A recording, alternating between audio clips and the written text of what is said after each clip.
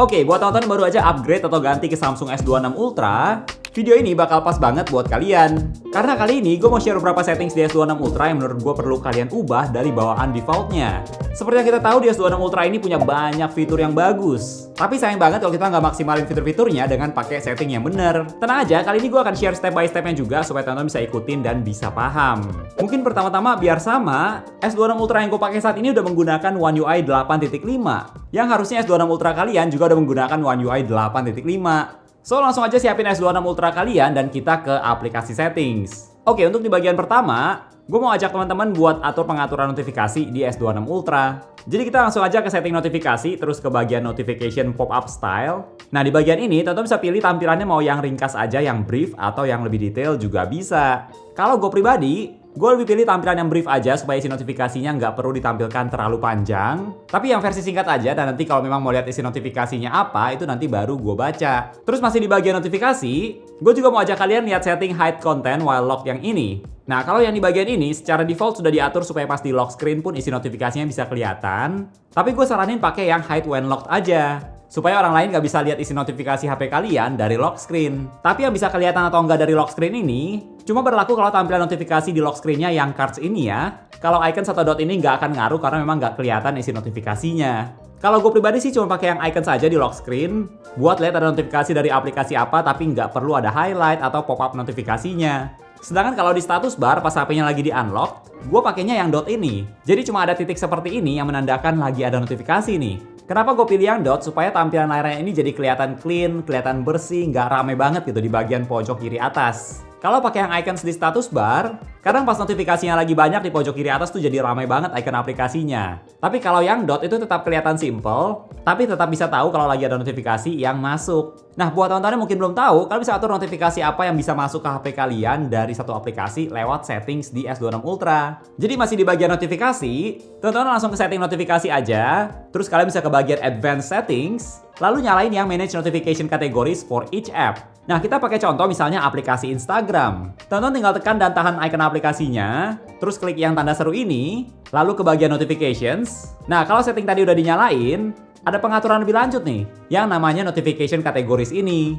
Yang kalau kalian klik, kalian bisa atur mau notifikasi Instagram apa aja yang bisa masuk ke HP kalian. Mau matiin semua notifikasinya bisa, atau mau notifikasi tertentu aja yang dimatiin juga bisa. Misalnya komen dan likes dimatiin aja, atau notifikasi DM dimatiin, dan sebagainya. Kalian bisa atur sesuai dengan keinginan kalian. Next, kita lanjut ke bagian layar dari S26 Ultra. Yang pertama, pastinya fitur yang diunggulkan dari S26 Ultra yaitu Privacy Display. Nah, Privacy Display ini sebenarnya nggak cuma bisa diakses dari settings, tapi bisa juga dari Quick Panel. Seperti yang kita semua udah tahu, fitur Privacy Display ini tujuannya buat redupin wide angle pixels, supaya yang utamanya itu pakai narrow angle pixels. Makanya kalau dilihat dari depan, layarnya tampak normal, tapi dari samping jadi lebih susah dilihat karena tampak lebih gelap seperti ada efek anti-spy-nya gitu. Nah, di bagian settings, teman bisa atur lebih lanjut fitur privacy display ini mau nyalanya pas kapan aja supaya nggak usah dinyalain terus-terusan. Karena seperti yang kita tahu, kalau pakai fitur privacy display ini layarnya jadi nggak sebagus pas lagi normal, tampak lebih redup, warna dan kontrasnya pun juga nggak sebagus pas privacy display ini dimatiin.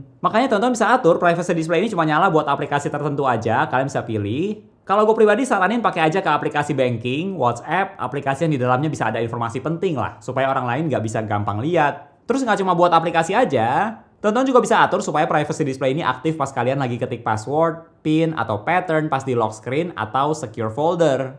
Menurut gue ini juga bagus karena jadi ada ekstra fitur keamanan di S26 Ultra kalian. Dan satu lagi ada notification pop-ups. Nah, kalau setting ini dinyalain, privacy display-nya akan aktif pas ada pop-up notifikasinya aja. Jadi nggak mengganggu experience kalian lihat keseluruhan layar. Dan notifikasi yang muncul nanti dari samping akan kelihatan gelap seperti ini, jadi nggak gampang dibaca sama orang di sebelah kita. Kalau gue pribadi, gue saraninnya privacy display ini nggak usah dinyalain full terus, tapi cukup di aplikasi banking atau WhatsApp misalnya kalau sering pakai. Terus buat pas ketik password, PIN, dan notification pop-up. Jadi privacy display-nya hanya aktif pas lagi di kondisi tertentu aja, supaya kalau lagi nonton atau buka sosmed, experience layarnya tetap nyaman. Layar S26 Ultra ini kan bagus ya, jadi sayang kalau kualitas layarnya diturunin cuma karena privacy display. Oh ya, kalau masih butuh ekstra privasi, ada lagi nih namanya Maximum Privacy Protection. Ini bisa bikin makin susah lihat layarnya dari samping kalau kalian butuh ekstra privasi pas lagi di tempat yang ramai. Terus kita lanjut lagi, gue juga saranin kalian buat nyalain fitur Eye Comfort Shield. Tapi kalau gue aturnya fitur ini cuma aktif pas lagi malam hari menjelang jam tidur buat mengurangi efek blue light yang bisa mengurangi kualitas tidur. Teman-teman bisa atur nih di bagian custom. Kalian bisa pilih fitur ini aktif mulai dari jam berapa sampai jam berapa. Kalau gue aturnya dari jam 10 malam sampai jam 8 pagi. Jadi pas beraktivitas di siang hari nggak akan keganggu. Kalian juga bisa atur mau kalau temperaturnya seberapa. Kalau gue aturnya nggak sampai full jadi warm banget, tapi udah lebih dari setengah. Jadi layarnya udah cukup warm buat mengurangi efek blue light. Terus untuk setting adaptive color tone ini, yang bisa sesuaiin white balance layar S26 Ultra kalian tergantung cahaya di sekitar. Kalau gue sih ini dimatiin ya, tapi gue ada alasannya. Karena gue kadang bisa pakai S26 Ultra ini buat edit foto yang berhubungan sama warna. Jadi gue nggak mau white balance layarnya bisa berubah-ubah, tapi gue mau tetap konsisten. Nah makanya gue matiin. Tapi kalau misalnya teman-teman nggak pakai S26 Ultra buat hal yang keperluan editing atau yang berhubungan sama warna, menurut gue sih fitur ini dibiarin nyala juga nggak apa-apa. Supaya experience lihat layarnya tetap nyaman. Next kita lanjut lagi ke bagian screen resolution. Nah secara default S26 Ultra kalian udah diatur resolusi layarnya adalah Full HD Plus atau 1080p. Tapi gue lebih menyarankan pakai yang Quad HD Plus supaya teman-teman bisa dapat experience terbaik lihat layarnya S26 Ultra. Sebenarnya secara sekilas sih kelihatan nggak ada bedanya ya. Tapi sebenarnya ini resolusi terbaik di S26 Ultra. Teman-teman bisa nonton, baca teks, lihat foto dengan lebih tajam gambarnya. Cuma yang perlu diingat yang Quad HD Plus ini lebih boros baterai. Jadi kalau kalian merasa yang Full HD Plus ini udah bagus, nggak perlu sampai yang Quad HD Plus, ya nggak apa-apa juga. Bisa lebih hemat baterai. Cuma kalau gue lebih pilih yang Quad HD Plus aja, soalnya layar S26 Ultra ini bagus banget. Untuk screen timeout gue pilih yang paling lama 10 menit, dan gue juga nyalain keep screen on while viewing. Supaya kamera depannya akan detect kalau kita lagi lihat ke HP-nya, nanti layarnya bakal tetap nyala. Nah, kenapa gue pilihnya yang paling lama 10 menit? Karena gue juga belakangan lagi sering buat video tentang S26 Ultra ini. Dan supaya layarnya nggak nyala mati pas lagi direkam, gue pilih screen timeoutnya yang paling lama. Terus kalau untuk navigation bar ini, gue pribadi lebih suka yang swipe gesture sih dibandingkan yang tombol back. Mungkin karena gue juga backgroundnya user iPhone ya. Jadi lebih terbiasa dengan cara swipe dibandingkan tombol back. Lalu kalau kalian klik yang more options, gue juga saranin teman-teman buat nyalain fitur ini, Block Gestures with S Pen. Supaya kalau lagi nulis atau gambar yang dekat area pojok layar, itu nggak akan trigger gesture back atau ke home screen. Dan satu lagi di bagian display, kalau kalian udah pakai screen protector dan merasa jadi susah buat klik sesuatu, kalian bisa nyalain setting touch sensitivity ini, supaya layarnya jadi lebih sensitif dan touchscreen-nya jadi lebih nyaman. Tapi kalau memang udah lancar, nggak usah dinyalain juga nggak apa-apa.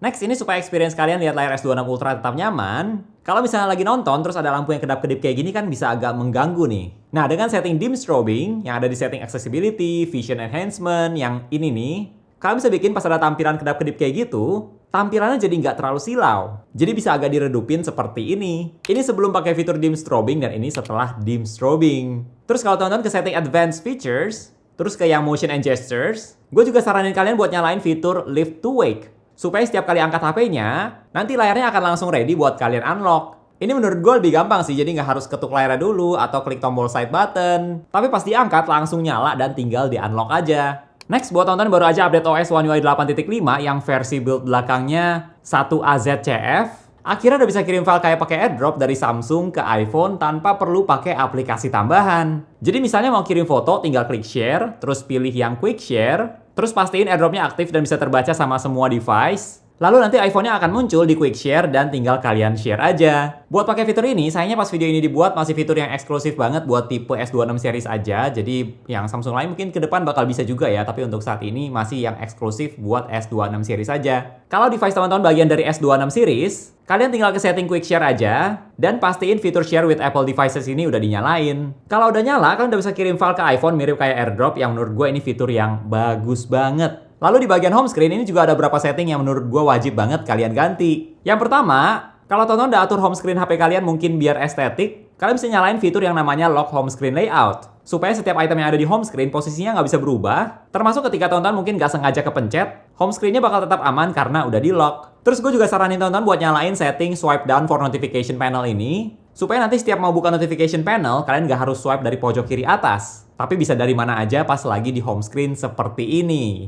Seperti yang kita tahu, ukuran HP kayak S26 Ultra ini kan lumayan gede ya, dan kadang bisa agak susah juga buat menjangkau pojok kiri atas layar buat buka notification panel. Tapi kalau udah nyalain setting ini, jadi bisa buka notification panel dari mana aja. Dan kalau mau buka quick panel pas lagi buka notifikasi seperti ini, tinggal swipe ke kiri aja, jadi gampang deh. Masih seputar home screen, gue juga saranin teman-teman buat nyalain setting rotate to landscape mode ini. Ini juga menurut gue fitur yang bagus, supaya home screen-nya bisa jadi mode landscape seperti ini. Jadi kalau misalnya HP-nya lagi ditaruh di stand, kalian nggak harus putar-putar HP-nya dulu. Nah, untuk di bagian baterai, gue juga pastinya langsung nyalain fitur battery protection supaya baterai S26 Ultra-nya bisa lebih awet untuk jangka panjang. Ada dua pilihan di sini, ada yang basic dan maksimum. Kalau gue pribadi lebih suka pakai yang maksimum, tapi gue aturnya 85% aja. Sejauh ini 85% cukup sih buat seharian. Tapi kadang kalau misalnya gue udah tahu bakal pakai HP-nya dalam waktu yang lama, misalnya ada aktivitas seharian di luar, gue akan atur ke yang basic supaya bisa dicas sampai 100%.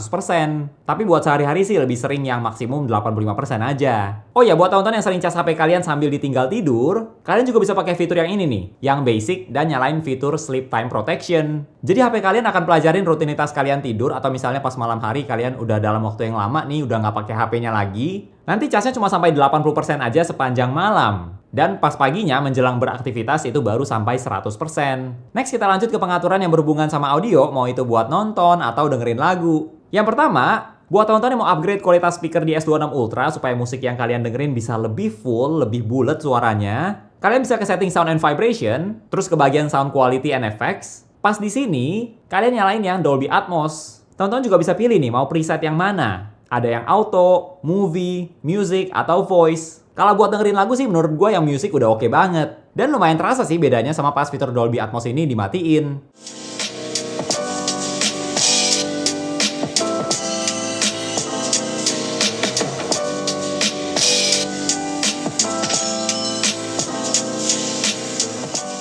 Nah, masih seputar audio, buat teman-teman yang pakai Samsung S26 series, kalian juga punya fitur audio eraser seperti ini, yang bisa kalian akses dari quick panel ketika misalnya lagi nonton YouTube. Gunanya fitur ini apa? Jadi pas teman-teman nyalain audio eraser, nanti fitur ini akan mengurangi background noise di videonya. Jadi kalau misalnya lagi nonton vlog, misalnya vlognya itu orangnya lagi jalan di pinggir jalan, nanti suara background noise-nya atau suara mungkin lalu lintas, suara kendaraan, itu bakal dikurangin supaya suara orang yang ngomong itu bisa kedengeran dengan lebih jelas. Teman-teman bisa atur nih, strength-nya mau seberapa. Makin ke kanan, nanti suara noise-nya bakal makin dikurangin. Terus kalau kalian nyalain voice focus ini, nanti suara yang ngomong akan di-boost, jadi suara ngomongnya terdengar lebih kencang. Kalau dari yang gue coba, fitur audio eraser ini berasa banget pas lagi nonton bola. Suara penonton di stadion itu bisa dikurangin banget. Dan yang kedengeran jelas itu suara komentatornya. Fitur yang menarik juga sih ini.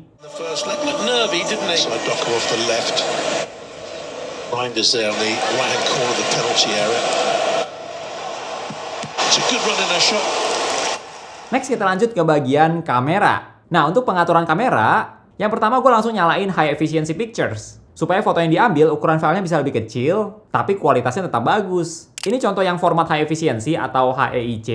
Ukuran filenya lebih kecil dari yang JPEG. Terus untuk yang mode Pro, ini secara default formatnya itu JPEG. Tapi gue lebih suka kalau mau foto mode Pro, gue fotonya dalam format RAW. Biar nanti bisa sekalian buat diedit. Nah, kalau di video, gue juga nyalain high bitrate videos ini, supaya video yang direkam kualitasnya lebih bagus, lebih detail, dan dengan bitrate yang lebih tinggi akan membantu juga buat editing. Nah, memang soal bitrate ini nggak ada informasi lebih lanjut sih, jadi nggak tahu bitrate-nya itu jadi berapa. Tapi biar lebih maksimal kualitas videonya, bisa nyalain high bitrate videos ini. Lalu masih soal kamera, gue juga nyalain tracking autofocus. Ini menurut gue fitur yang bagus banget loh buat foto atau video. Jadi autofocusnya bisa track pergerakan objek yang mau difoto, kayak di kamera profesional. Ini fitur yang berguna banget, wajib dinyalain. Terus gue juga nyalain composition guide. Kalau ini buat bantu atur komposisi foto atau video, dengan pakai grid dan level buat cek udah lurus atau belum. Fitur composition guide ini akan berguna banget buat teman-teman yang sering ambil foto atau video. Oh ya, buat teman-teman yang mau rekam video sambil putar lagu di background, ini juga ada settingnya loh. Masih di bagian kamera settings, kalian tinggal ke bagian audio options dan nyalain yang audio playback. Nah, nanti teman-teman bisa coba putar lagu dulu, terus rekam video, dan nanti musiknya bakal masuk juga di video kalian. Kalau di bagian keyboard, ini juga ada setting yang bagus banget. Secara default kan tampilan keyboardnya seperti ini.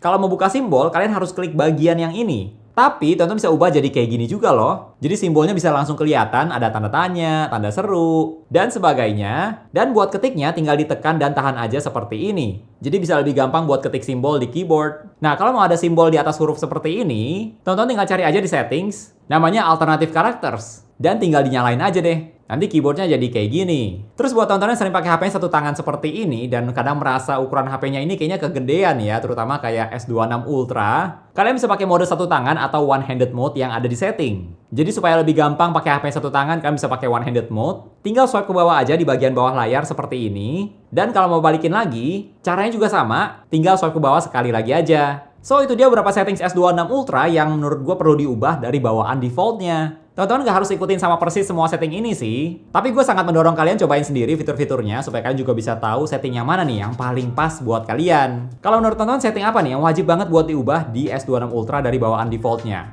Atau kalau misalnya ada setting lain yang belum dibahas di video kali ini juga boleh banget buat tambahin lagi di kolom komentar ya. Oke, thank you buat teman-teman yang udah nonton sampai di detik ini. Jangan lupa untuk klik tombol like kalau kalian suka dengan video ini dan juga subscribe supaya kita bisa ketemu lagi di video-video yang berikutnya. Bye!